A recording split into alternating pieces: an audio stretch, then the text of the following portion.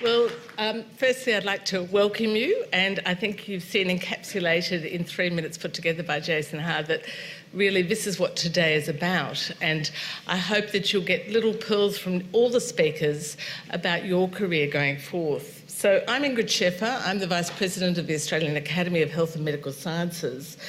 And it gives me great pleasure to welcome you today and to say thank you for giving up your Saturday for something that I hope will really be changing your career and your thinking in some way. I don't know if we can get the light on for a moment on the audience because I'm just quite interested to see about the breakdown of the audience. I don't know if it's possible, but we might just wait and see. Do you want to see, Aidan, if you can... It might be possible. So I'm quite interested to see at what level the audience is from. I'm pleased to see that we are fully subscribed today to come along. Let me start by telling you a little bit about the Australian Academy of Health and Medical Sciences. We're a fairly new scholarly academy, and our mission is to promote health and medical research and to translate this to enable a healthier community in Australia and the world. Here are the aims of the Academy: to provide an impartial and authoritative voice for healthcare, informed by the best available evidence, to have expert advice for health and medical research, and the reason that we're here today is to develop future generations of health and medical research leaders. And as you can see, this is our second Life as a Clinician-Scientist symposium. The first was really the brainchild of Eddie Cliff, who's my son, who said to me, "Mum, you're doing this for older researchers, you've got to get them young," so that's what this is about. And really, this is targeted at anyone from consultants, registrars, residents and medical students. So can we just have a little show of hands? Pop your hand up if you're a consultant already, please. So at the front, we've got a few. Yeah, we've got a few at the back there, that's great. How about registrars, residents? Excellent, we want you here. Interns? Oh, we have one. We're not getting to them, obviously. And med students. That's great. All right. And then what about PhD students who are, we've got quite a few PhD students, and I'm really keen that you're here too, because some of you may be halfway through med school, but some of you may just be thinking, shall I go to med school? And hopefully this will show you why you'll be even better if you do. All right, so I just wanted to start by acknowledging, firstly, our speakers. We have an amazing lineup of speakers, purposefully drawn on from many specialties to show you there are many ways to skin a cat, and they'll show you their different ways, or a mouse actually might be more appropriate. In terms of sponsorship, we have a lot of people to thank. The three universities, particularly Monash, and Professor Mitchell, who is our second speaker, was really the leader in this. Last year, when we asked for funding, she put her hand up and said, yes, I think this is really important, and that's meant everyone else has followed her fantastic lead. Also, for the first time, we have the institutes, and they will be around at lunchtime, and they'll have tables, and you can go and talk to them about what their interest is. They'll have some posters, and you can have a look at the posters and perhaps go on a poster tour. I want to acknowledge Club Melbourne, and this is very important because they are subsidising this to a very significant extent, and they're a very valued sponsor. Club Melbourne is owned and led by the Melbourne Convention and Exhibition Centre, and that's supported by the Melbourne Convention Bureau and the State Government of Victoria. It works with sector experts to establish, secure and host international conferences, and this promotes our state's expertise around the world, boosts our economy and brings thought leadership to Victoria. I'm proud to be a Club Melbourne ambassador, and I join 100 other ambassadors, including Professor Stephen Davis, who is one of our plenary speakers. And you can find out more. They have left brochures and they have a website that you can look at further. I also wanted to acknowledge the man on my left, Aidan Cashup, who has done a huge amount of work here. He has really run this entire conference single-handed and has done a stunning job, and he has an able team of helpers today who are helping out with all the organisation. I would like to, our conference is being held on the traditional lands of the Wurundjeri people, and I wish to acknowledge them as the traditional owners. I would also like to pay my respects to their elders past and present, and any Aboriginal or Torres Strait Islanders who are present in the room. And later on our panel we'll have Dr. Elif Ekinci, who is an endocrinologist who does Indigenous work up in the Northern Territory on diabetes, so that she'll be able to answer some questions around that topic. All right, and so I just wanted to talk for a moment about just a few pearls I'm hoping you'll get out of today. I'm actually a paediatric neurologist, and I just wanted to say, why would you think about this career? Why bother? And the first thing is, you signed up to be a medical doctor. Is this really worth the trouble? And my thinking is it makes your work and your working career much more exciting and interesting. I think you're a better doctor because you think more carefully about the evidence, about implementation of scientific evidence, and about communication, I hope. I'm a major advocate of clinical research. It's not the same as basic science, and I think you can only do that when you're a clinician. That could be in the allied health world as well, but I really think clinical research is very important. These days we talk about 3 careers in a lifetime. The general community says, I'm going to change my career every 10 or 15 years. You don't need to bother. You have 3 careers in a day: a doctor, a scientist, and a teacher. And I often do this all in one day. So what's the fuss about? Well, I think science gives you a different way of looking at the world. And one of the things I love about this is it gives you a way of making a difference far beyond the patients I see. And I still see a lot of patients, but my work has a global impact. It changes practice and outcomes for people all over the world.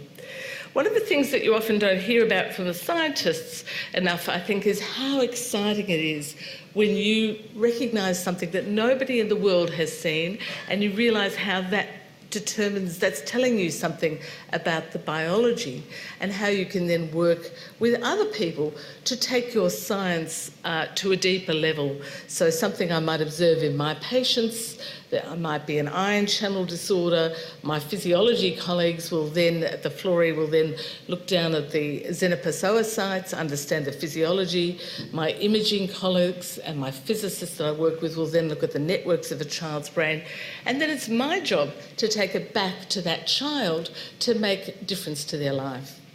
But what you need in science is teams, and teams really matter. And here you see the team that I work with at the Epilepsy Research Program based at the Austin and University of Melbourne. And we have a retreat every year. We've actually just had our 23rd, and there are 90 people at that retreat, and we're all energised and excited by science. But is it straightforward?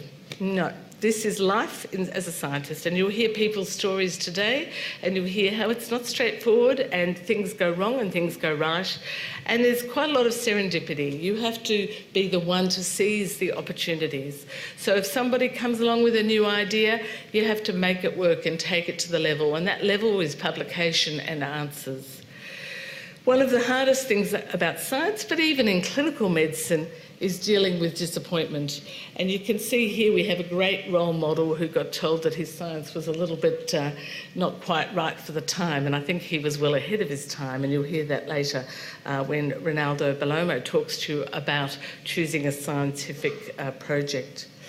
And just the last comment I wanted to make is science communication is incredibly important. It is your job as a scientist and as a clinician to be a good communicator. And if you don't communicate your science well enough, our society won't fund it, and then you won't be able to have a career in science. So you have to learn how to communicate your science, and that is a different skill. So I wish science was always glamorous, like my lovely French shot here. Unfortunately, it isn't always glamorous, but it is just showing you that clinician-scientists can get to the top of the scientific tree.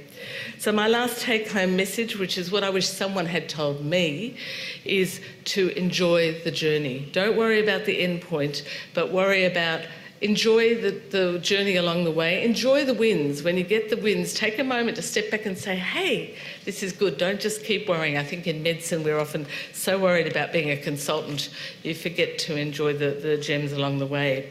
So with that, I'm going to hand over to Aidan.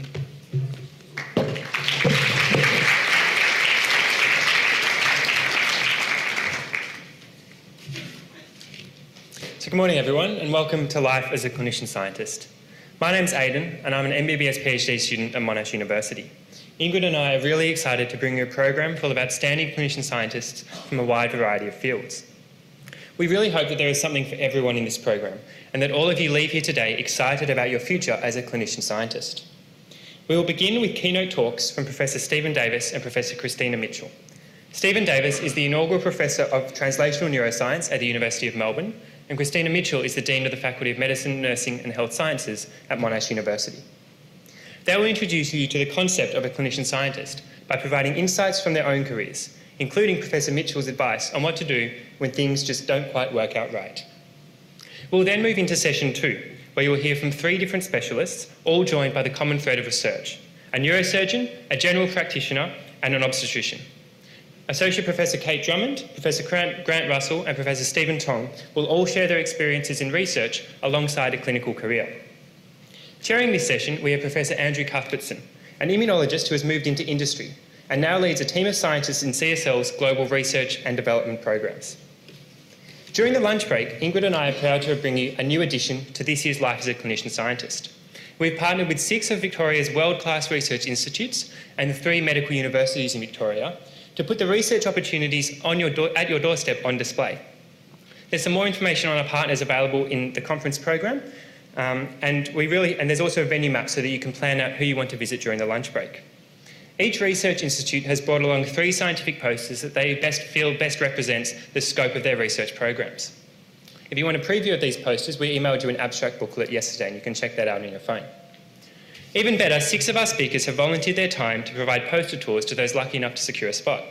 There are still a few places available, so if you're still interested in going on one of these poster tours, you can sign up at morning tea at the registration desk. This is an excellent opportunity to engage with our speakers in a small group setting and to find out a little bit more about our supporting institutes. After lunch, we'll hear from Professor Ronaldo Bellomo, recognised as one of the most influential scientific minds of our time. He'll tell us how to select and structure a research question, which is an incredible opportunity for all of us.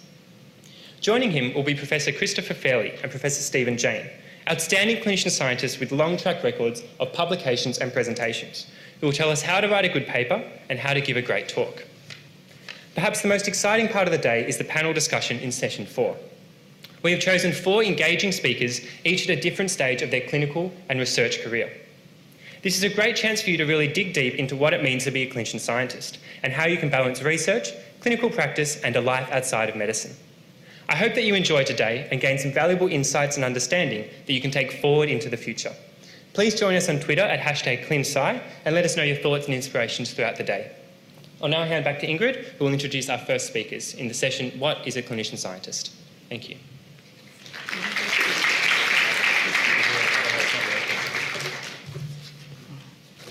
Okay, well, it gives me great pleasure to invite our first plenary speaker, Professor Stephen Davis, to speak.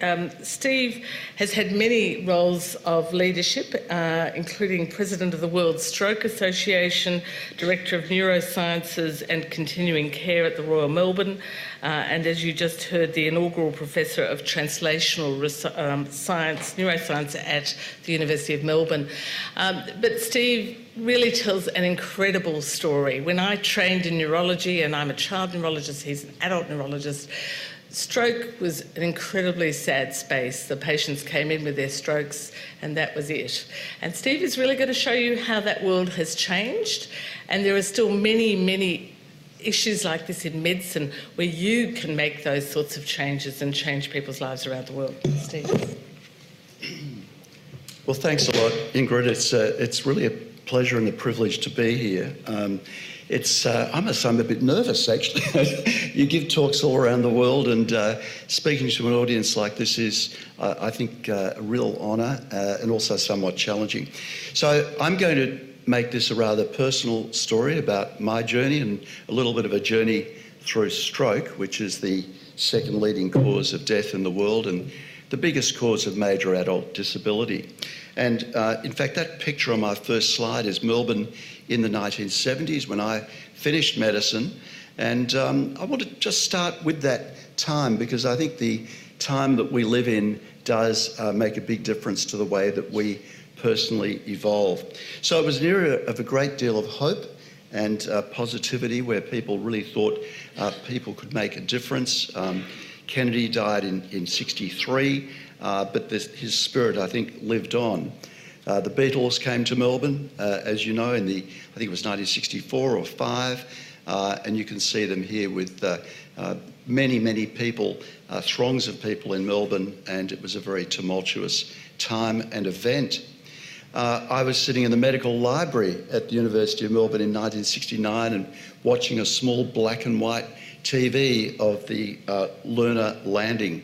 Again, just incredibly aspirational, and nothing quite like it ever since. This is Melbourne now, which you all know, and this was Melbourne when I was at medical school, just showing the Yarra River, not too many tall buildings. You can see South Bank there, and basically nothing there, and I think the convention centre is around there, in fact. So a very, very different physical time. Melbourne about half the size it was now. The politics very different, the mood very different, and there were some very good things about it, and there were some perhaps not so good things. This was the Southern Cross Hotel, which probably no one, most of the audience has seen, knocked down many years ago in Exhibition Street in Melbourne. It was the era of peace and love. It was also the Vietnam War era, which was very polarising for Australia, and as you know, led to very divergent views in our society. This was the moratorium in Melbourne and a sit-in that was held. Hawthorn won the premiership in 1971. I need to put that in as a passionate supporter. That's a young John Kennedy. And some things don't change. This was my favourite band of the era, the Rolling Stones. This is my favourite band of the era, the Rolling Stones. So some would say the greatest rock band in the world. The Melbourne Medical School building came into operation when I was in my second year medicine. And when I think of modern medicine, and this is our approach to giving thrombolytic clot-busting treatment for stroke in the CT laboratory, and this is now the Royal Melbourne Hospital and showing the Victorian Comprehensive Cancer Centre and this whole incredible biomedical precinct in Parkville. It's just so different. And it was when I started to train, as Ingrid mentioned, this was the Royal Melbourne at its conception. This was the planning design, and it wasn't all that different when I was there as a medical student. There was no acute stroke care, little known and little interest. This is a picture actually taken during the war, and I don't know if anyone recognises, this is Eleanor Roosevelt, who actually visiting one of the wounded soldiers at the Royal Melbourne Hospital during the Second World War. And the Royal Melbourne Hospital, in its current location, was built to house American soldiers and from the Southern Pacific Command, which was led by General MacArthur. So it was full of the military until the end of the war, when it became then a civilian hospital. This was when I was an intern, and this is my colleague. This guy with long hair is me, and this is Jeff Donnan, who's been a close colleague and collaborator. And a major theme of my talk is going to be collaboration, forming links with peers, forming links with mentors, but it is about collaboration, trust, friendship, and the synergy that you can get with different minds. So when I was a medical student, I knew what I wanted to do. I was going to be a psychiatrist. And I read a bit of Freud. I thought psychiatry was fascinating. I was particularly interested in psychosomatic medicine. That was my career plan. And my career plan changed. And it changed because of people. These were two senior neurologists at the time, both are now passed on. Bernard Gilligan, who was head of neurology then at the Alfred Hospital, and Peter Ebling, head of neurology at the Royal Melbourne Hospital. And I did a term of neurology as a resident with Bernard Gilligan, And I just was enormously excited by the brain and by the science of the brain. And this had just come after a term in psychiatry, and I just felt I really wanted to study the brain. I was becoming increasingly interested in research of the brain as well as clinical practice, and I thought that neurology was a better avenue for me than psychiatry. But the brain, I thought, why would you want to do anything else? And I think Ingrid would agree. This was so I was a medical student, I was a resident, I entered neurology training at the Royal Melbourne Hospital. This was Hobart in the 1970s, and I went to my first scientific conference at the West Point Casino Convention Centre, and we published, Ingrid will remember this, Clinical and Experimental Neurology. I published my first paper in this journal.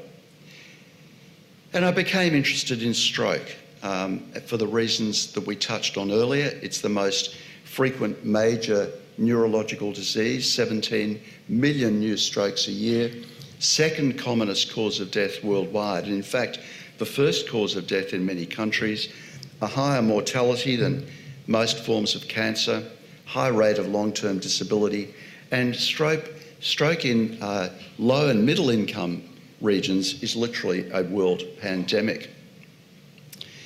It was a very exciting era for all sorts of reasons. Brain imaging had just started. This was one of the early CT scans, 1976, at the Royal Melbourne. They were then called EMI scans because the EMI company, which of course produced the Beatles records, made the first CT scanners. They were very slow. As you can see, the pictures were very grainy, but it was a little bit like that man on the moon and a little bit like the space trips shortly afterwards that looked at the dark side of the moon that had never been seen before. For the first time in vivo, we were able to look at brain structure. So I was still doing my clinical training, and I started in Melbourne, and then I went on to the holy cradle of neurology, the National Hospital Queen Square, which was then called the National Hospital for Nervous Diseases. A beautiful name, and someone once said if you weren't nervous when you were admitted there, you sure as hell were when you left. And that wasn't just because of the other patients, I might add. A lot of eccentric staff, and maybe we're all like that too. But it was a very, very interesting time. I remember my first ward round at Queen Square. I was a registrar, and I thought, well, I better get to know the patients. So at the end of the day, I thought I'd do a ward round and take a brief history from each one and examine them. So I knew the clinical science. The ward was pretty deserted, and the patients had been there during the day. So I said to the nurse in charge, where are the patients? And she said, oh, they're at the pub. So these people were mainly in there being investigated and were subjects for student teaching, and they would go off to the pub in the evening to have a few drinks, different pub to the doctors. I became very influenced by this man, William Goody, who was an extraordinary neurologist who basically believed that most neurological diseases were due to deficiencies of rare metals, and he combined an academic and clinical interest in rare metals with investing on the futures market in Amsterdam. I don't think either the science or the futures market for him were highly successful, but he was a brilliant man, very eccentric, very, very interesting. But again, I think one's professional life is a cumulative effect of many, many different influences and people that mentor you. This was another mentor from London, Ralph Ross Russell, known colloquially as R cubed, for obvious reasons, who basically said better management of stroke required neurology moving into a close relationship with other medical disciplines, which was interesting because he worked at a hospital, the National Hospital, which was purely neurology. At about this time in London, the whole game changed in stroke. Lindsay Simon, shown here, was an academic neurosurgeon, and he led a team of people using primate models of stroke and discovered that, in fact, in early stroke, in the first few hours, there's this ischemic penumbra, this region around the infarct core where blood flow was depressed, but potentially this depression could be reversed with reperfusion. And this is a cartoon model of the penumbra.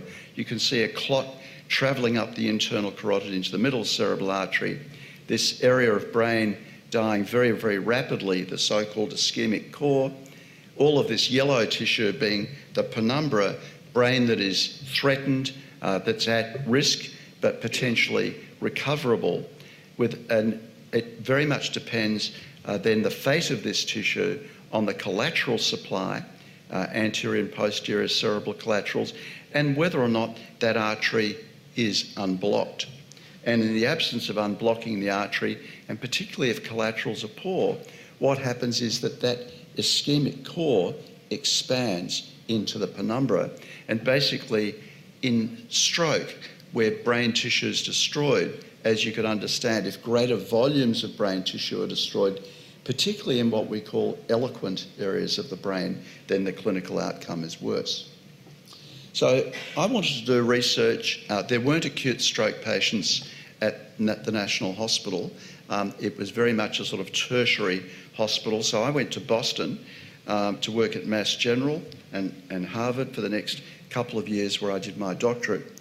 And it was, again, a fascinating time. This was my mentor, Bob Ackerman, stroke team when I left there. And this was a computer from the 1970s, which I think any phone in the room, even the older smartphones, would vastly outweigh the computing power that we had then. And this man, C. Miller Fisher, who was really known as the father of stroke medicine, was also a mentor and an influence. And he really changed the whole game in stroke with understanding of the importance of embolism to the brain, proximal sources of embolism, and made countless discoveries about stroke medicine. And I went to see him just before I left Boston in the early 1980s and said, Dr. Fisher, it's been a wonderful 2 years. I'm returning to Melbourne. And his first response was, were you fired? And I said, no, but my home's in Australia and I want to return home. He said, oh, okay. What do you want to do with your life? And I said, well, I want to do clinical medicine, but I've really enjoyed the research and I'd like to continue doing research. There's quite a long silence, which was typical of Miller Fisher. And he said to me, well, you can't do it by yourself. And I said, yeah. He said, well, you've got to find collaborators. You've got to work with other people. And that's the only way that you will succeed.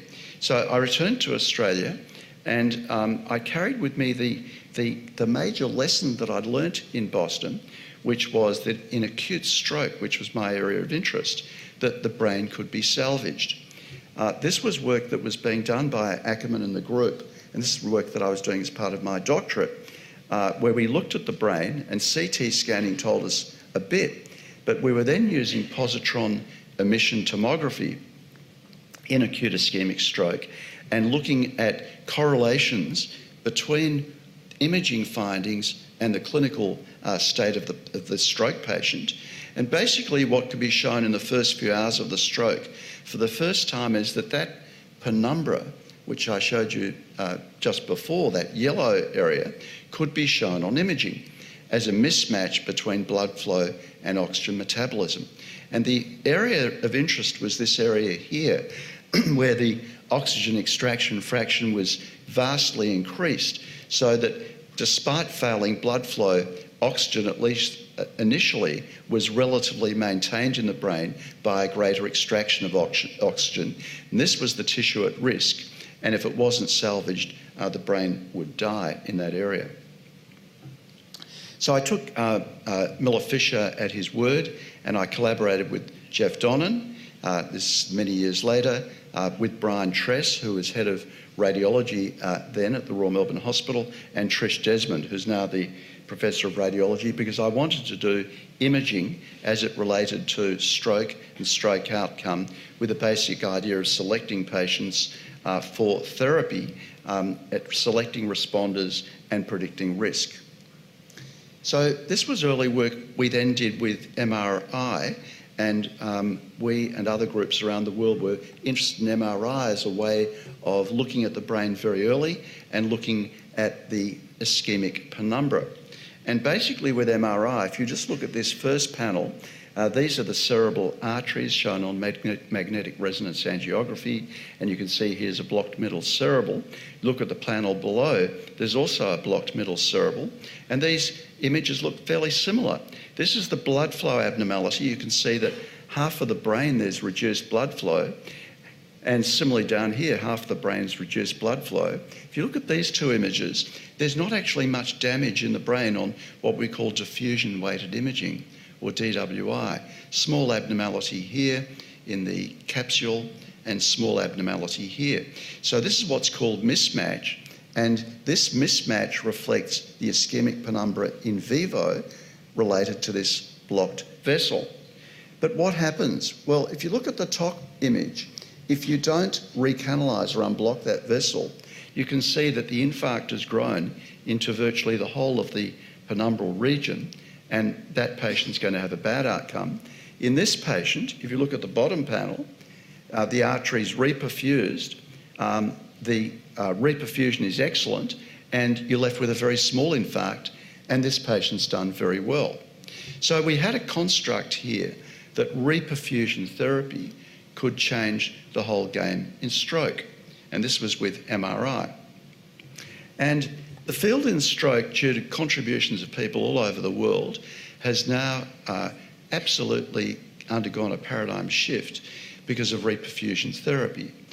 From the mid-90s, intravenous TPA was proven to be highly effective in acute ischemic stroke with a reducing efficacy over time and a time to treatment up to around 4.5 or 5 hours. And more recently, another absolute game changer, endovascular thrombectomy, similar time as brain curve, so that you can see here the most effective treatments early on, but with a time window based on the current trials of around 7.3 hours. And this very much mirrored the work that we were doing in Melbourne at the time, led by, this work was led by David Darby, which showed that if you looked at the penumbra, it had a reduced frequency over time. But the penumbra, in fact, extended out at least until 24 hours. And I'll mention that, as you'll see, it's relevant in a moment.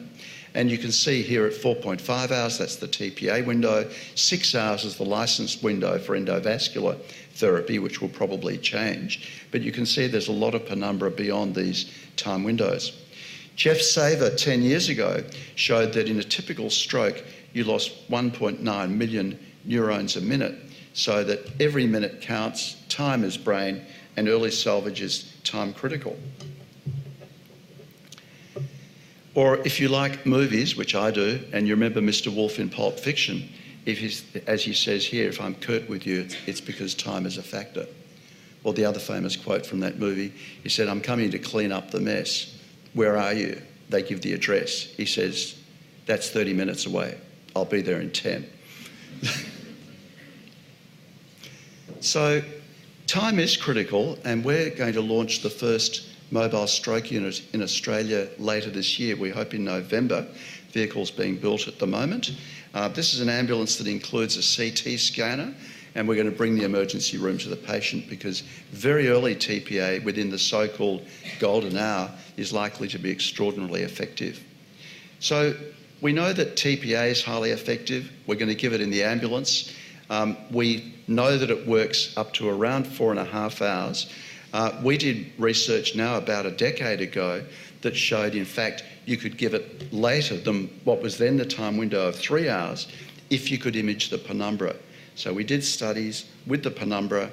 We chose patients with penumbra, and we showed that giving TPA, you could, in later time windows, in patients with this salvageable signature in the brain, you could double the reperfusion, and that reperfusion correlated with better clinical outcome.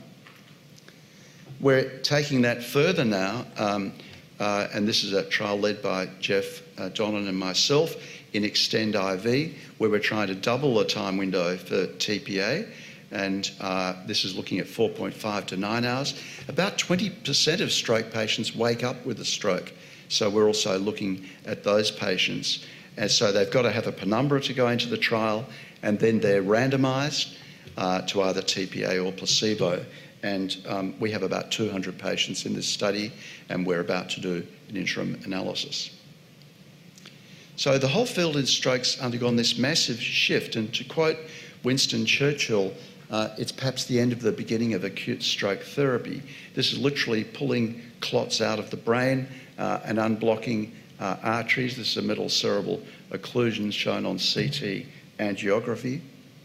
And all of these papers came out in the New England Journal in 2015, including research from our group here. And this has become the new standard of care for large vessel ischemic stroke. And we talk about numbers needed to treat, that basically this is an unbelievably effective treatment. It's almost like penicillin for pneumonia when antibiotics were first introduced, now I guess in the 1930s, 40s, 50s. So very, very dramatic effect, and a relatively low number of patients need to be treated to achieve less disability. And the main thing with this treatment is getting it widely accessible, not just in major urban centres, but in rural and remote parts of Australia, and of course in disadvantaged world regions. It's an even bigger challenge.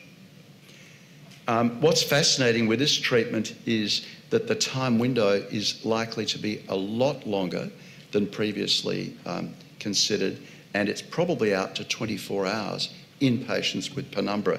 This is the Dawn trial, which has been recently presented, and just this week another trial called Diffuse 3 has shown the same thing, that if you can image a penumbra, you can reperfuse effectively with clinical benefit, in fact in that trial up to 16 hours after stroke onset. So I want to sort of come to the end of my talk by just being a little bit philosophical about the clinician-scientist role. This is, Thomas Friedman published a very interesting book last year, and he talked about the age of accelerations.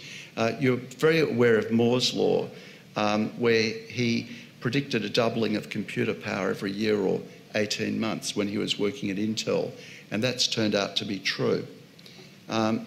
John Kennedy, who I showed earlier, quoted that change is the law of life, and those who look only to the past or present are certain to miss the future. So it's important to look at the past, and this is the ischemic penumbra story, but we need to look at the future, and there will be many future developments. So why be a clinician scientist? And I just think it is an amazing opportunity. A bar is exciting. It is about collaboration. I do think you will have a sense that your personal boundaries are extended. Particularly if you're coming from a medical field, you generally have the luxury of not having your rent or meals depending on research grants, and that's a luxury for doctors doing research. You meet some incredible people, and I think very importantly, you feel part of an international community. And I must say, when I go to international meetings and you see people chatting over coffee from countries that are considered adversarial, it does give you hope in humanity, and perhaps some of that peace and love feeling from the 1960s shines through. What are the negatives? Because there are negatives about this career path. Rejections, which we showed earlier, deadlines. It's less remunerative than just sitting in private practice. Stressful. You're always thinking about the next paper and the next grant, constantly seeking funding. And there is academic jealousy, and there are kind of those sorts of issues in life as well. What are the critical elements? The environment, mentors, collaborators, do a PhD, do a doctorate, do some research when you're doing medicine. Take any opportunity, and this is where mentors are absolutely critical. I would generally say pick a big disease with lots of patients. just makes life easier than a boutique disease where you're constantly struggling to find the numbers. But people have had very successful careers with boutique diseases also, so maybe that's not right. And collaboration, collaboration, collaboration. And there is fun, and I liked what Ingrid said, enjoy the journey. You know, you get together with your colleagues, whether it's in Mexico. This is Jeff and myself jogging somewhere in the States. Dinner with close friends. We have a collaborative group that goes skiing together every year, and we have a little meeting, and it's amazing the collaborations and ideas that come out from a meeting of colleagues from all over the world. One of the winter passions. And just a final quote from Marco Casta, a Finnish neurologist, and I've got this on my board next to my desk. Life is short. Don't waste it with jerks. Only collaborate with people you like. So for me, it's been a journey, and it's been fun, and it's ongoing fun and an ongoing challenge. I would think that the benefits greatly outweigh the downsides, and I wish you all a very, very exciting journey, and I look forward to seeing your slides in the future. Thanks very much for your attention.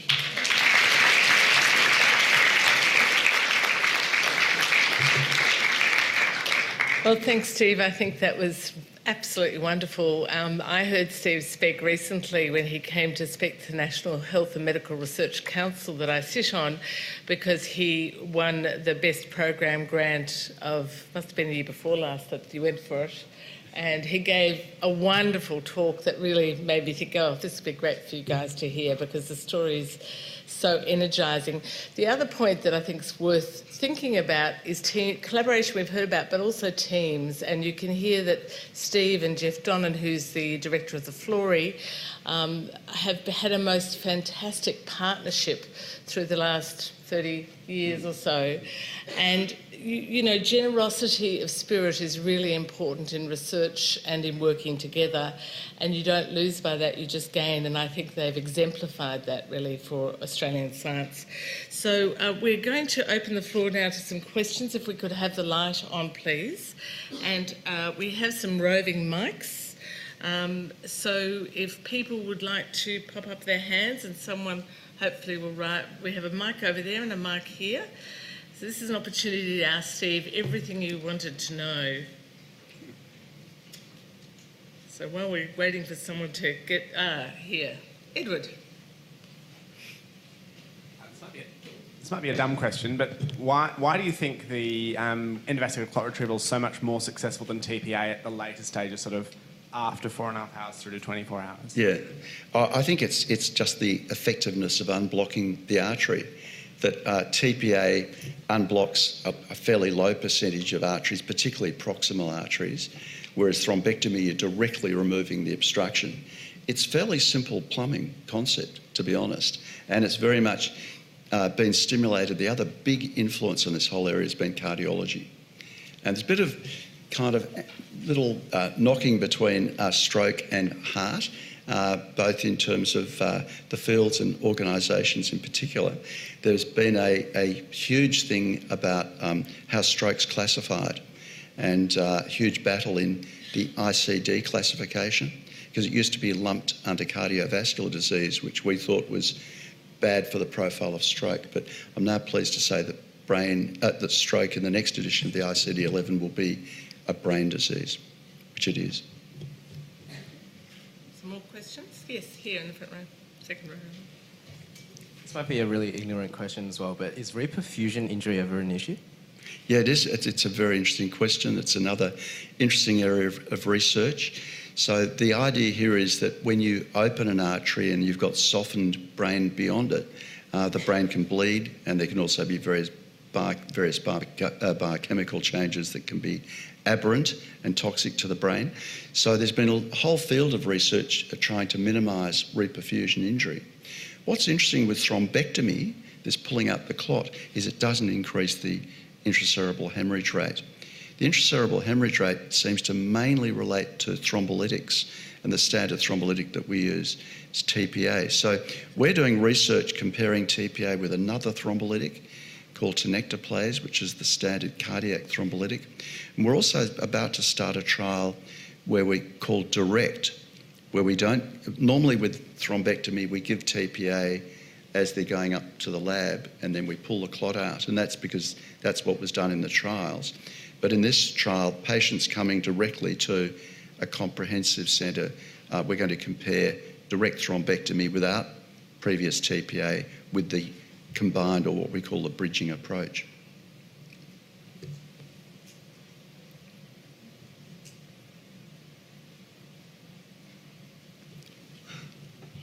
Hi, I was wondering what sort of problems you had when you set up your mobile stroke unit. I remember watching a very interesting show on TV with the cardiologist who had set up the heart truck that he drove, and it was interesting to see that he didn't get any state funding and had to find personal funding and funding through other resources, but there was actually no state funding for him to set up that mobile truck.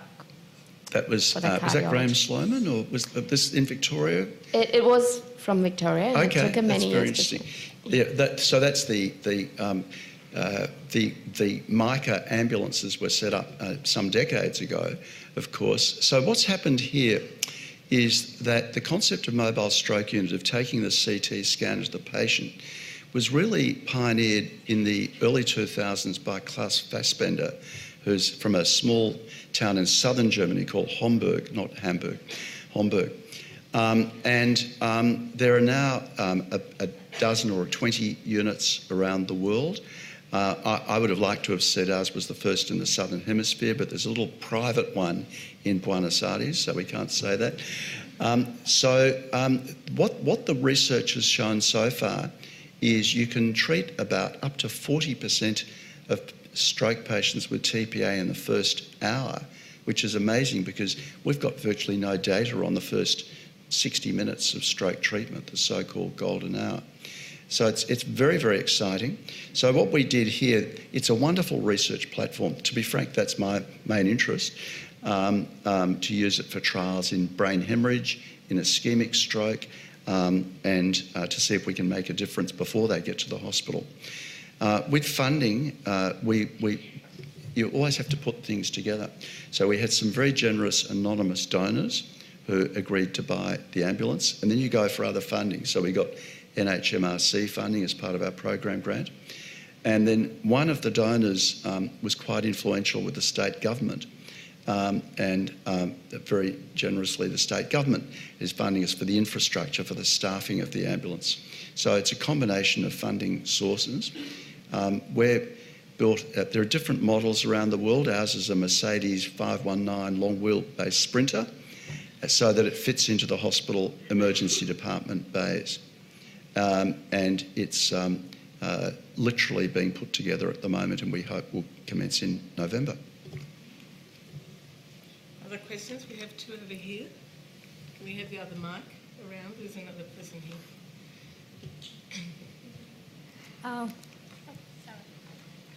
Okay.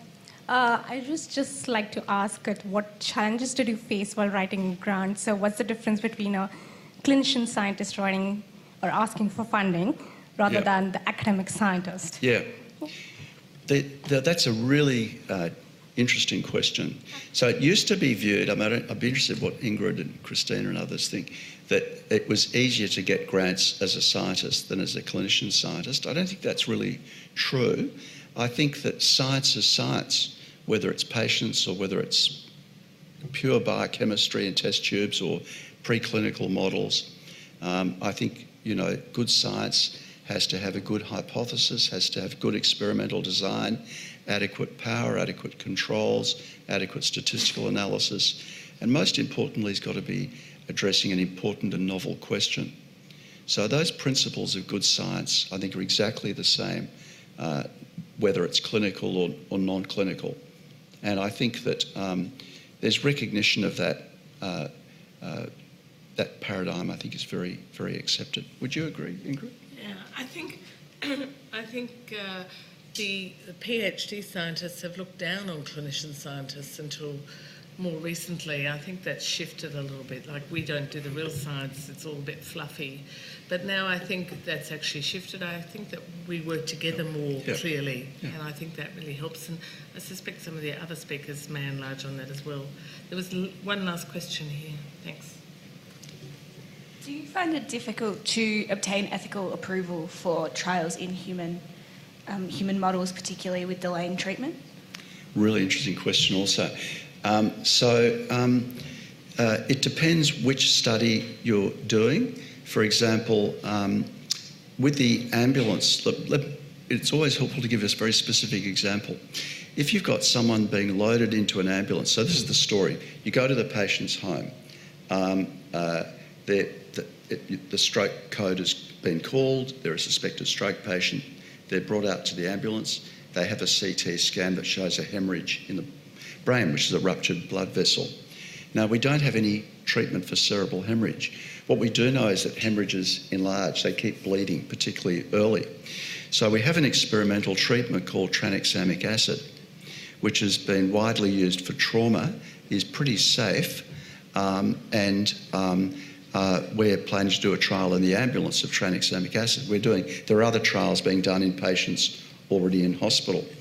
Now, to get consent to start talking to a patient, now you've had a stroke, it's a hemorrhage, and then they've got 12 pages to go through with you to discuss the pros and cons, and 2 hours later you're still sitting outside the patient's house. It's impractical.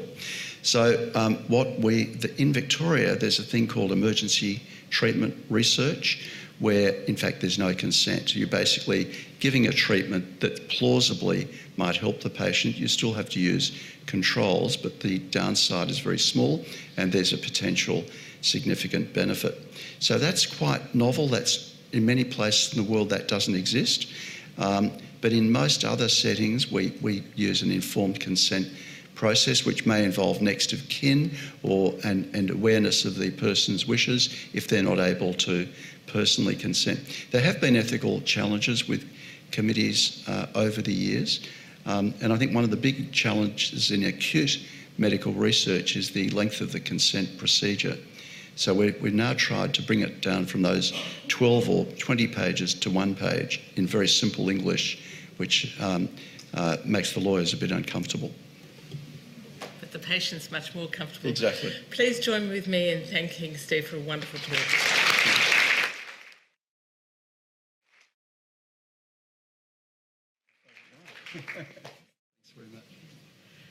Okay, well, it gives me also great pleasure to invite our next plenary speaker to the podium. I first met Chris as a final year medical student when she was our tutor, and super inspiring, like wow. And then we really didn't cross paths then for far too many years, I won't tell you how many, until the Academy Council was formed, which was only about 3 or 4 years ago, and she was on the council with me, and since then we've become good friends.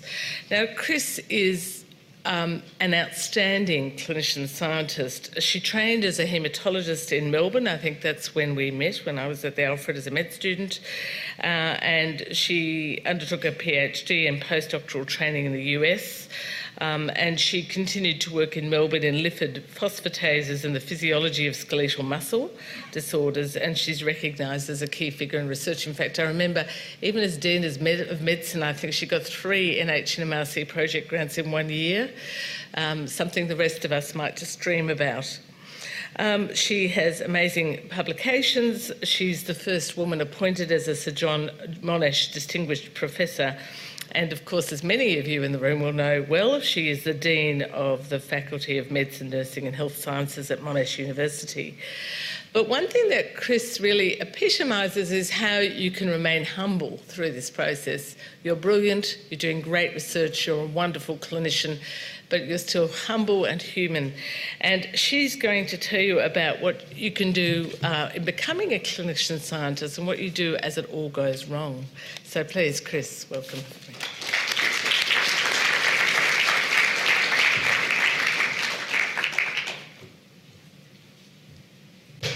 Thanks so much, Ingrid. So it's a great pleasure to be here today. And I just wanted to talk to you about my life journey as a clinician scientist, and I certainly had no intention of being a clinician scientist when I started out and first got into medicine. So my career has had many setbacks and surprises. I never thought I would be Dean of Medicine, of Nursing and Health Sciences. I managed a $600 million budget, run 9 professional courses including medicine. I managed 1,000 PhD students, 10,000 undergraduates, and I get to be called Professor. When I became Dean of Medicine, which was kind of a fluke in itself, and I'll tell you the rocky road how I got here. You get a lot of emails when you become Dean, and my favourite email was from a GP in Mildura.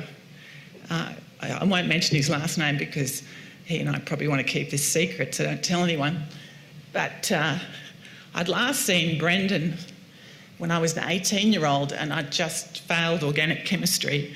And I was an 18-year-old medical student, and I just failed organic chemistry, and Brendan and I were sitting outside a sup exam.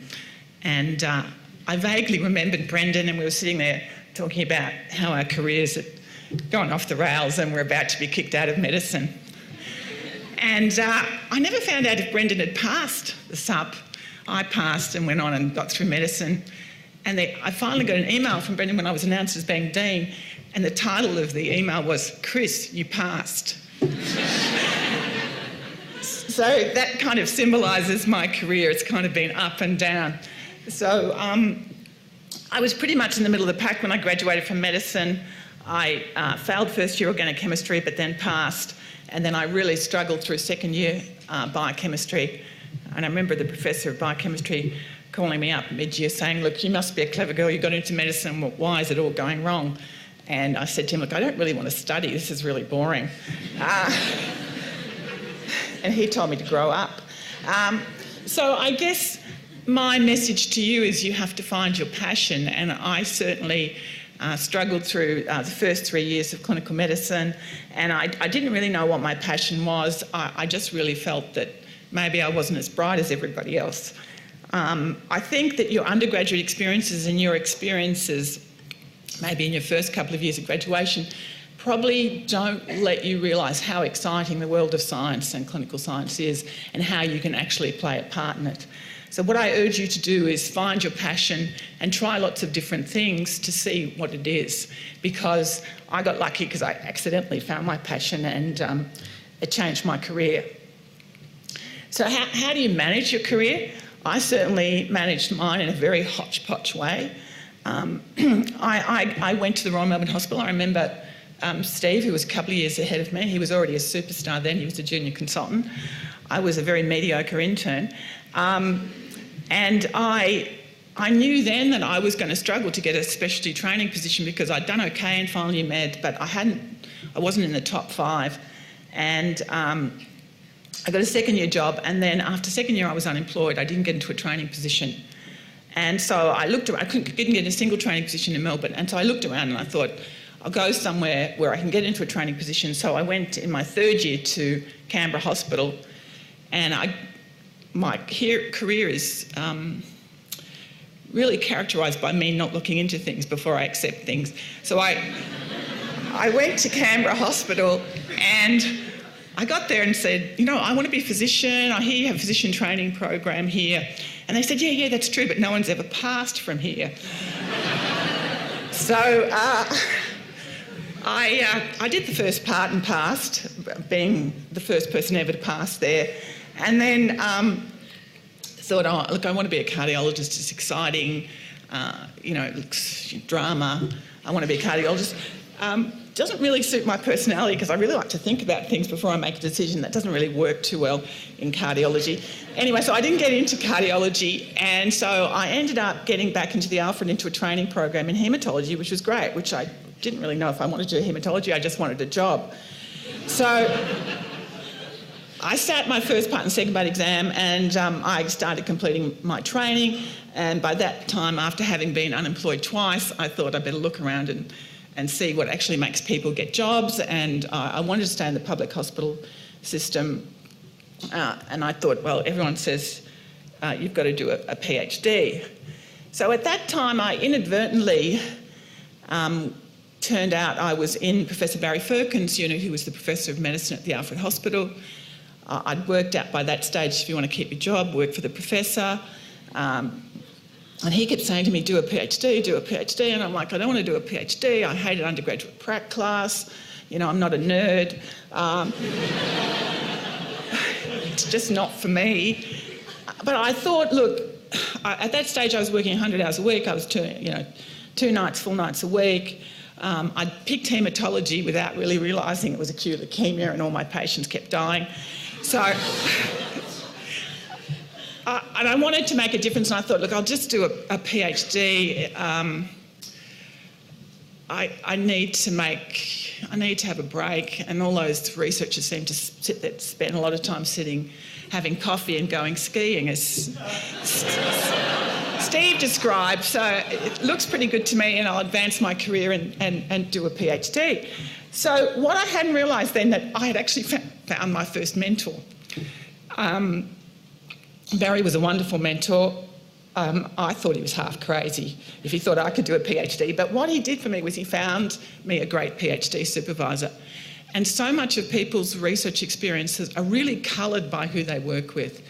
And I had two experiences where I had a supervisor. The first was with Hatem Salem, who was an absolutely wonderful PhD supervisor, although we fought like cat and dog the whole time about PhD. But it was an intellectual fighting about what was actually going on, and I really enjoyed that. And my second mentor, who I absolutely loathed with a passion, turned out to be a good mentor as well. But I didn't realise that my research experience was really coloured by the people I worked with, and that if I'd gone and done a PhD with someone who wasn't a good mentor, who wasn't a good scientist, and who fundamentally didn't really care, I would have had a horrible time. So I got really lucky with Hatem, who turned out to be a lifelong mentor and is also a Hawthorn supporter, as am I, as am Steve. So it made a big difference.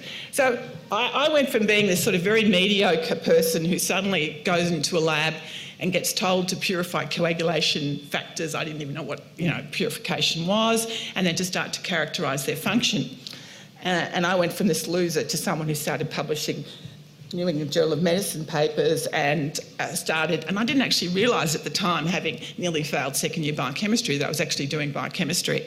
And I remember saying to Hatem, through the first year of my PhD, when I'd purified these anticoagulant factors and all the coagulation factors in the cold room, running chromatography columns of plasma and isolating these proteins and then seeing how they interact and how they regulate clotting. I said, what is this stuff? It's kind of interesting. And he says, it's biochemistry. And I'm like, oh, really? I should have studied more. So I had a really good time. I absolutely loved it. I loved no one knows what I'm doing. It's really exciting. No one's dying because I'm doing this. I'm not making mistakes. It's this tremendous challenge between me trying to solve a problem and having an impact. I found it really surprising that when I went off to conferences, people seemed to know my papers, which shocked me. I remember standing in an elevator when I first started to do my postdoc. And I was in Washington University, and I was standing in an elevator, and someone said to the other person, what do you think of that New England Journal of Medicine paper by Chuck Mitchell? And my then supervisor said, it's not Chuck, it's Chris, and she's here. And so that sense that people are reading your work and discovering and be interested in what your discovery is. It's kind of like you're this explorer and you're discovering something, and it's endlessly exciting and interesting. Anyway, so I had a fabulous time on my PhD. I didn't really know what I was doing. I worked hard. I didn't do any networking. I just thought about my project. I just really enjoyed myself. I had planned to give up research because it seemed to me to be a meaningless dilettante way of life where you just had fun and thought, and there was no future in it for me. And I really should go back to clinical work full time, but I just thought, look, this is so much fun. It's kind of addictive. I'll go and do a postdoc and then I'll give it all away and come back and be a clinician. And that's when it all went wrong. So the history of my career is not looking into what I'm going into, and my then mentor, Adam, said to me, go off and do a postdoc. It will do you good. You do 3 years in a basic lab. And I'm like, okay, fine. Where is this lab? So I actually won a CJ Martin Fellowship, so I had my own salary. And he said, I'll go to where went to my lab. So I went to St. Louis, Missouri, without actually even finding out where St. Louis is. It's awful. It's in the Midwest. There's no shopping at all. And there's no coffee shops, no music, nothing. And there's no ocean. So I turn up there. It was I had a boss who turned out to be wonderful, but at the time, he strongly reminds me still to this day of Donald Trump. It was an all-male lab. When I arrived in the lab, he had pictures of women in bikinis skiing down the slopes. And he took all the pictures down the day after I arrived, and then all the other lab heads would walk in and say, Phil, what happened to all the posters? And he'd say, she arrived. And so it was an all-male lab. It was, anyway, I found it really, really hard. It was a really bad mistake because I didn't do any planning. I didn't go and look at the city. I didn't look at the field. I didn't really care about the field. And when I arrived in the lab, I said, I don't care what I do. I just don't want to do any more coagulation. I've spent 3 years in the cold room purifying coagulation factors. I liked it when I got out of the cold room, but I was cold. I was getting frostbite. And I thought I had Raynaud's phenomenon, so I didn't want to go back into the cold room. So he said to me, yeah, fine, no problems. And so he said to me, look, there's this pathway which is really important for intracellular calcium release, whereby these lipids called PIP2, which I'd never heard of, get cleaved by phospholipase C when the cell is stimulated. I'd never heard of that.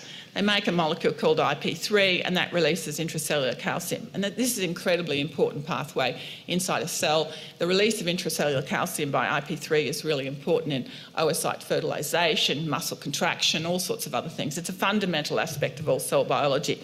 Of course, I'd never heard of it.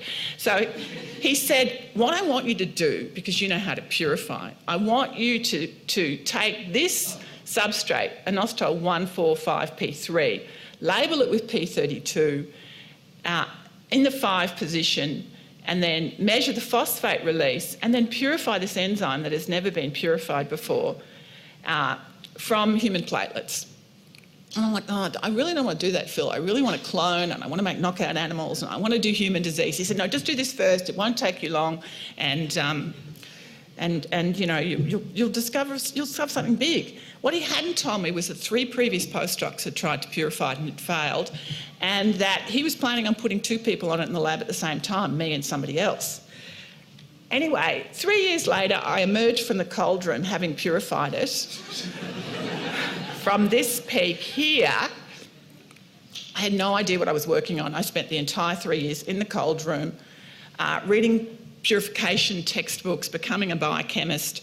I came back with 1 JBC paper, and after having been this brilliant PhD student with 10 papers, prizes, New England Journal of Medicine, I came back with 1 JBC paper, and everyone thought I'd slacked off, and I was a failure and I couldn't get a job. And after that stage, I really didn't want to be on any more grants or fellowships because I had a mortgage and I couldn't get a job. Meanwhile, when I left, my boss, Phil Majuris, said that he was going to beat me and scoop me out of the water and not to bother working on this system, and he went ahead and cloned the enzyme. So I finished my postdoc, I tried to find a job, and I'm unemployed again. Meanwhile, Adam had decided he would leave the Alfred Hospital and go to Box Hill Hospital, which at that stage didn't do any research at all, had no wet lab facilities, and he decided to go up there and set up as a haematologist there. And I thought, look, this research is fun, but it can't continue. I really need to go and get a job where I'm a consultant. And so I got a job here as a consultant physician haematologist, and Adam said to me, I can't employ you unless you keep doing research. And I said, oh, okay. So I started to run a lab, and I thought, this is never going to work. I've only got one idea, which was I'd purified this peak. Could I purify this peak? It was much smaller, and it's taken me 3 years to purify this peak and get 1 JBC paper. Could I purify this little itsy-bitsy peak, which I thought was a different enzyme, and get another paper? And finally emerged from the cold room. So I did. I purified it, and I cloned it, and we discovered a whole family. So this is the family my lab discovered. This is the first one that I purified. This was the second that I purified and cloned. And by purified and cloning them, we identified an entire family, which everybody else didn't know what all these ones were. And over the next 20 years, we've characterised them. And some of them cause really interesting diseases, which we've characterised.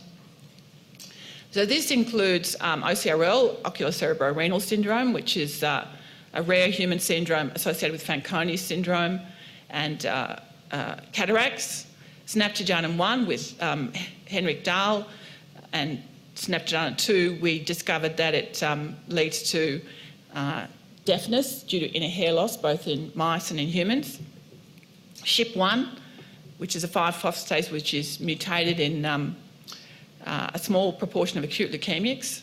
SHIP2, which is my favourite because the mice who get this are skinny and don't put on weight by regulating insulin metabolism. And these three ones I've recently worked on. IMPP5E, which is mutated in a rare syndrome called oculocerebellar-renal syndrome or Joubert syndrome. SKIP, which we've just discovered is mutated in a new congenital syndrome that causes muscular dystrophy. And PIP, which is a 5-phosphatase, which we've recently discovered is a tumour suppressor. So I always do things backwards. So I basically do gene discovery and then try to work out how they cause disease. So I guess my message from how I got to where I was that it's really, you've got to find what your passion is. And I discovered I really like research, even though it's got pros and cons. I love the discovery aspect. I think the fact that you can succeed from Box Hill Hospital suggests it's outcomes and discoveries that matters, not location or postcode, and that failure to get into a training program is not new and there are lots of options, so don't give up and prepare to be flexible. I didn't get into a physician training program, so I had to move around. And when I did get into a physician training program, I couldn't get the specialty training program I wanted. But it all ended up okay in the end because I kept finding things I wanted to do. And so that's my message to you is, you know, I had a fabulous PhD and then I had a horrible postdoc. And I was almost going to give up, and I thought, I'll just try it one more time, and it worked out really well. So after 7 years at Box Hill, I thought, you know, I can't get any PhD students. There's no mouse knockout facility. It was too hard. So I applied for a job as head of Department of Biochemistry and Molecular Biology at Monash University. And the reason why I went there is because I thought it would be a great opportunity to get PhD students that had all the infrastructure to do basic research, including imaging and mouse knockouts and all that sort of stuff, and that it would be an environment where my research could succeed. Now, the only reason I got the job was because the previous head of department had been sacked because he punched a postdoc when they were fighting over reagent on the fridge. And then the next guy, who was a wonderful scientist from Cambridge, actually came and was there for 3 months and then actually died whilst swimming in a swimming pool. For my first year as a head of department, people kept saying to me, don't go near the water, which I thought was a little grim. Anyway, so I applied and became head of biochemistry and molecular biology at Monash University. I kept my clinical work going and I kept my research going, and I did 3 jobs and it was a wonderful time. We recruited a whole lot of scientists, we built the whole infrastructure, and I kept going in research. How I became Dean of Medicine was, look, I really thought my research career was dying. I thought, I felt like my papers weren't having impact, that I wasn't being asked to international meetings anymore, and it was going to be a struggle to get grants. So that all turned out not to be true, and I got a lot of grants and I kept writing papers and I kept being invited to international meetings. But you do go through phases where you feel, should I keep going? Is it worth it? After 20 years of this, I did wonder maybe I should just concentrate and be an administrator. And so I still had a large lab at that stage, and I still do have a large lab. So I applied to be Dean of Medicine at the encouragement of then VC Ed Byrne. And I got halfway through the interview process where there were 20 people in the room interviewing me from all over Melbourne, and the Chancellor and everybody else. And I got halfway through the interview and I thought, I can't do this anymore, I can't answer any questions. And then Ed Byrne said to me, as the Vice-Chancellor, well, Chris, if you become the Dean, you're going to have to give up research. And I'm sort of sitting there in front of 20 people saying, do I say yes, do I say no? I've still got 15 people in my lab. And Doug Hilton, who was the head of WeHi and who was on the selection panel, leant across the table and said, Ed, I can't believe it, you want a Dean of Medicine who's not research active. I'm appalled. And Ed said, OK, fine, do research, keep doing research. So I kept my lab and became Dean of Medicine. And I'm going to show you now some of the work that we're doing. So it turned out that, and some of the work that we characterised, that this intracellular signalling pathway is one of the most important signalling pathways in cancer, in that when it's mutated or hyperactivated, it leads to oncogenic change in cells that lead to cancer. So the PI3 kinase AKT signalling pathway is hyperactivated, for example, in up to 70% of breast cancers. And the kinase, which is a lipid kinase, couples to growth factor receptors and phosphorylates to create a new lipid signal called PI345P3.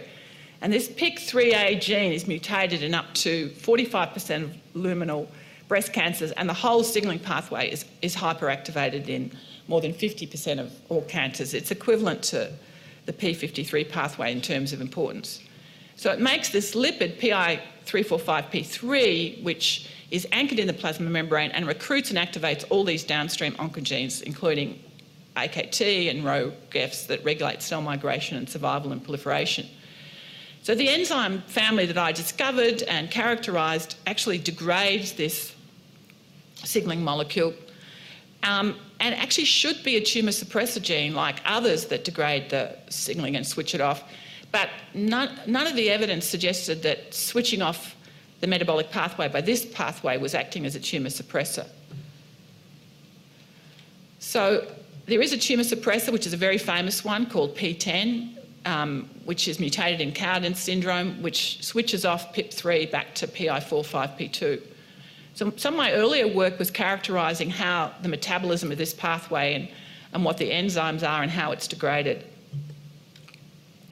So we characterised all these different enzymes looking to see if they could act as tumour suppressors, and apart from SHIP1, which is mutated in a small subset of acute leukemias, it didn't appear as if the 5 phosphatases, by switching off this oncogenic pathway, were tumour suppressors. It all seemed to go back this way. A lot of these are mutated, and they seem to be mutated leading to developmental syndromes, but in adult cells, they don't seem to be as important. This one here, PIP, which is the one I'm going to tell you very briefly about, I'm just going to show you how we discovered it actually is a tumour suppressor and give you an idea of the sort of work I do. All of these 5 phosphatases degrade PI45P2, and they're all mutated in developmental syndromes, many of which are myopathy, cataracts, and renal failure, and lead to neuropathies. We've also discovered another tumour suppressor that switches the pathway off here, IMPP4B, which is a tumour suppressor that switches off this PI3 kinase pathway in breast cancer, prostate cancer, and in some melanomas by switching off this oncogenic pathway. So PIP was a 5-phosphatase we cloned and discovered. We didn't know what it did. It seems to be associated with breast cancer because it's on a chromosome that shows loss of heterozygosity in some breast cancers.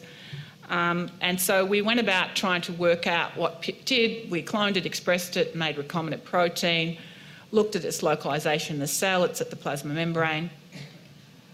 And then I won't explain this to you because it's all basic science. But basically, we took breast cancer cell lines, we knocked the gene down, looked at the signalling, which was up, and showed that if you took cell lines in which you knocked this gene down, breast cancer cell lines, and you injected them into mice, you got much bigger tumours and you got much bigger cell growth in colonies, suggesting that this could potentially be a new tumour suppressor by suppressing the PI3 kinase signalling pathway. This is called xenografts, and nude mice form bigger colonies. So this is an example of how you have a great idea but it doesn't work out. So we thought, you know, the hallmarks of a tumour suppressor is its loss function in humans and it causes tumours. If you knock it down in cells, it has increased proliferation. If you knock it out in mice, the mice get tumours. So we made a knockout mouse, and I can report to you those mice are very healthy. We spent 2 years characterising them. They have no phenotype whatsoever. And we thought, what are we going to do? We can knock this thing down in cell lines and they can form tumours in nude mice by injecting the cells, but we can't get the knockout to form tumours. It's a waste of time gene. So then we decided that really if you actually look at human cancers, there are very few human cancers that are due to mutations in just one gene. Almost always there's activation of oncogenes and loss of more than 1 or 2 tumour suppressor genes. So we decided to mimic this experimentally by taking our PIP knockout mice and crossing them with a breast cancer prone mice and look to see whether if we activate 2 components of the pathway, we can show that PIP has a role. So we did this and we showed that if we take our PIP and oncogenic mice, wild-type PIP and oncogenic mice versus PIP knockout mice, you can see the difference. And these are mammary fat pads from mice. You can see that if you have wild-type PIP with this oncogenic breast cancer-prone mouse, you get this normal mammary duct appearance, but in the PIP you start to see hyperplasia.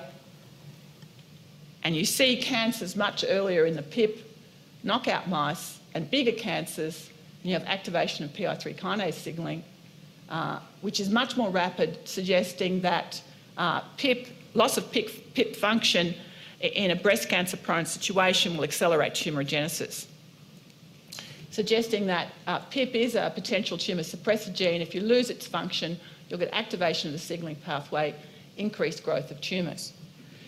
So that was all fine. So we've shown it experimentally that it is a tumour suppressor, but we really need to look at humans and look at human disease.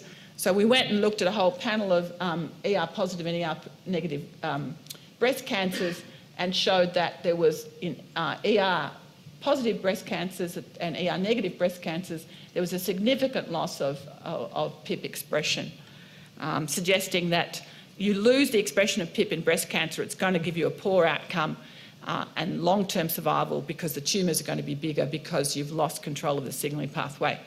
And we showed using a large number of patients, up to 3,000, that patients who've had breast cancers who had low expression of PIP, they had much worse survival than the ones with high expression of PIP.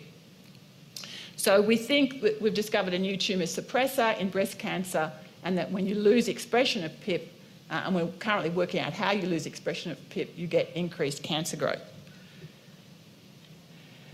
So my message to you is to pace yourself.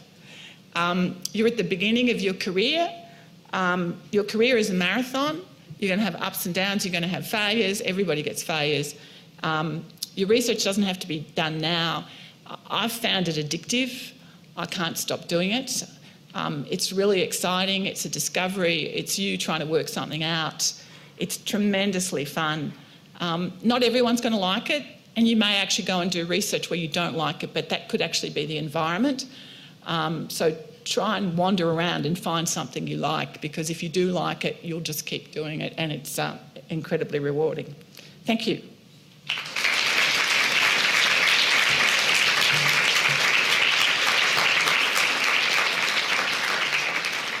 Well, Chris, you clearly pipped them at the post with that research, and that was wonderful. And I think it's really good for you to see. Many of you have had careers till now that you've never failed anything in your life. Everything's gone well. You expect to get whatever you want next in terms of your goals. And, you know, often those ones where you don't succeed teach you the most, and the serendipity just opens the next door for you. And I think Chris has shown that beautifully. Now, we have time for questions, so please pop up your hand. They can be science or non-science related. Yes, we'll have that one over there. Thanks.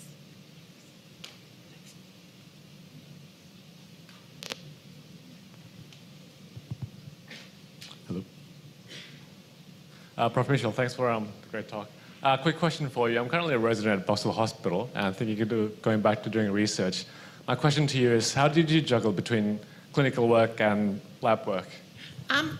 Well, I still do it. I think it's really just a matter of being organised, saying, I'm going to have this set time where I'm going to do research. It's research is hard. You've really got to allocate the time to do it. And it's very easy to sink into administration or clinical work without actually having the dedicated research time.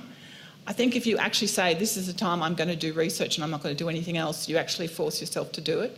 So now I still do 3 to 4 hours of research every day, despite I'm doing all these other things, because I just dedicate the time to doing it. I find that the other thing is you've got to actually look when you work best and how you find the time to do it.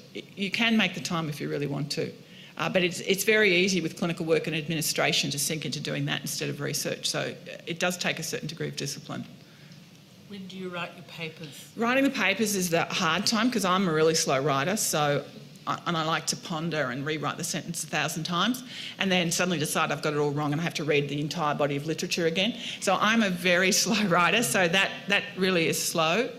The other thing is, and I probably shouldn't say this, I can't work after hours. I've never been able to work after hours. I work between 8 in the morning and 7 or 8 at night, but I think home is for home and work is for work. So I have to do it during working hours because, and I think, actually I was talking to my honours student yesterday saying, because she's really burning the candles at both ends, and I'm saying, this is ridiculous. You can't think if you're tired and you can't think if you're working all the time. And so I ordered her to leave the lab and go and have a weekend off because you can't think if you're tired. You have to work when you're at work and work hard and not fool around, and then have time off, and then you'll think, but have to be disciplined in terms of your time management at work. Yeah, the focus is really important. More questions? Yep, the back there. Can somebody run up there? Thanks. Anyone else with a question down here? So thank you, that was excellent. You've already alluded to some of the ways as a woman in doing research it was difficult. Can you give other women some advice about how to cope in medicine and in research? Yeah, look, it is difficult. I think, especially the timing of, when you have a family and how you juggle it. I have noticed with women's careers, they go through phases. They have a period where their productivity might slow down when they're having children, but then they don't burn out because suddenly after they have their children, their careers completely kick on and they have time to do a lot of research and a lot of publications. I personally don't feel I've ever been discriminated against at all. I might not be particularly sensitive. I'm kind of more focused on the work. And what the question is and how I deliver it. I do think there is an issue that women don't have a voice in certain situations. Everyone says women talk more than men. That's not actually true in terms of committee work, and if you actually look at women in biotech companies and on boards and leadership positions, there are less women. So I think you can learn those skills and learn time management skills. It's not easy, but if you're doing something you love, and that's what I'm saying to you, find what you love. It's not as hard as if you're trying to do something you don't enjoy. Other question? Yeah, just here. My question is about, you've now become the dean of the medical school and everything, and that's a totally different role, I guess, in terms of rather than your clinical work and then your research work. Yeah.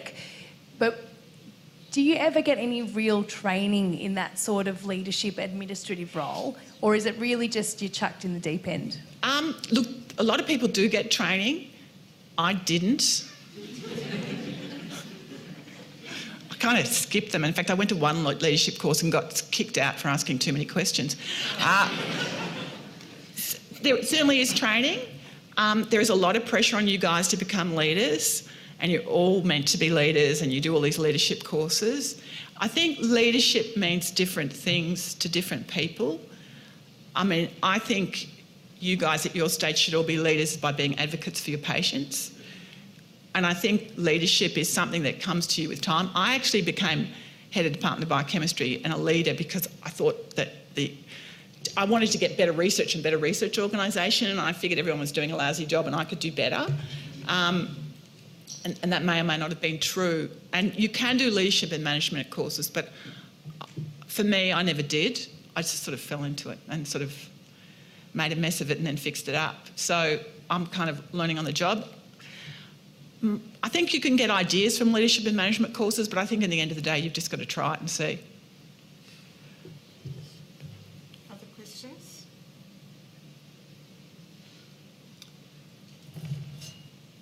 Okay.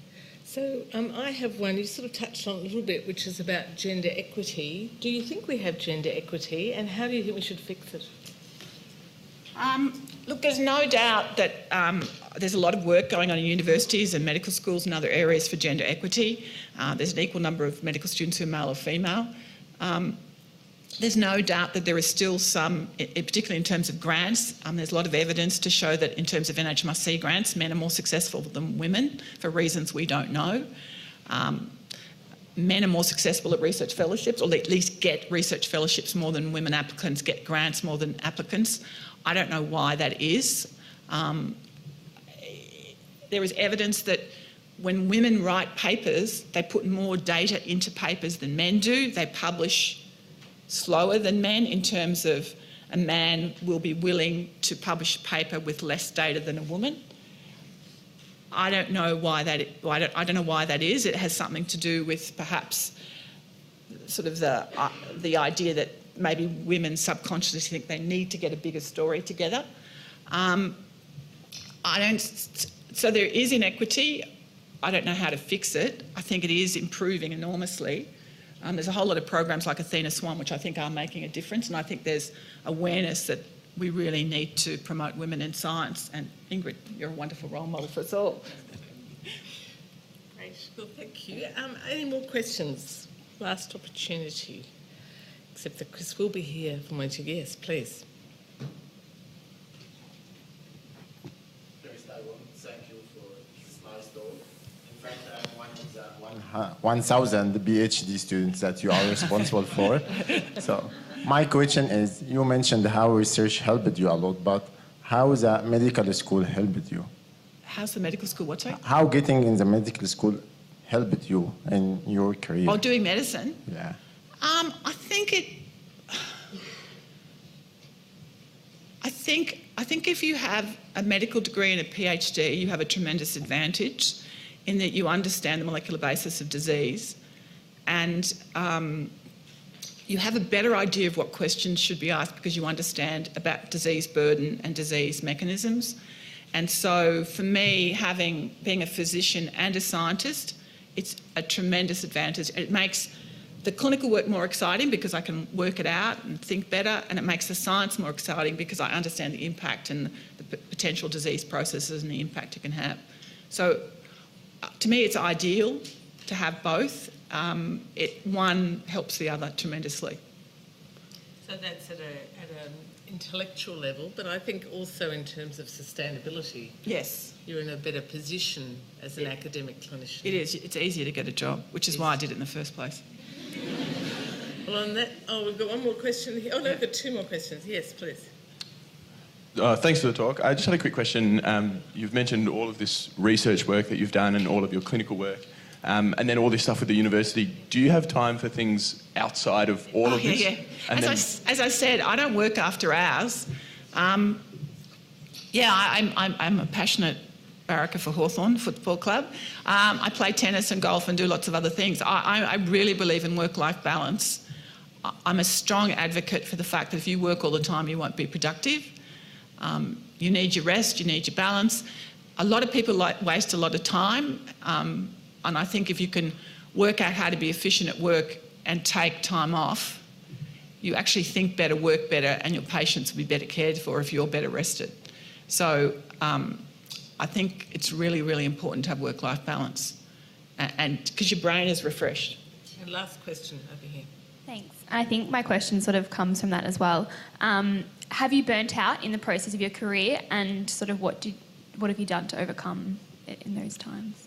Look, I did burn out, I think, after I'd been head for a while and I thought my research career was drowning, and I've had periods where I really felt I was burnt out. When I first went back to Box Hill and during my periods when I couldn't get a job, you really question, how have I got so mixed up? How have I not seen the way forward? I think it's really important then to go and talk to people and seek advice. I don't think I did enough of that. I was lucky with the mentors I had, but You can go through periods where you do get burnt out and you do get depressed. I've always sought help when I've got to that stage. I think it's really important to understand yourself well enough to know when you're getting into that zone to seek help before you get really down.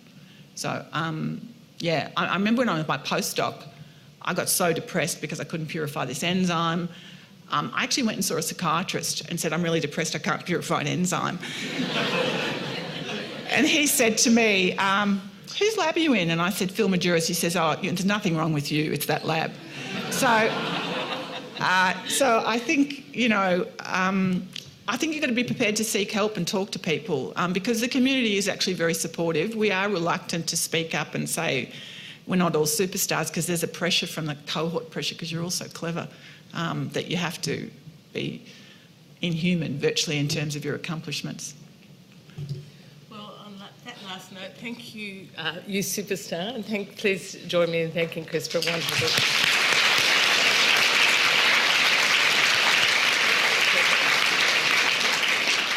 We'll see you at 10:20 to resume. Thank you.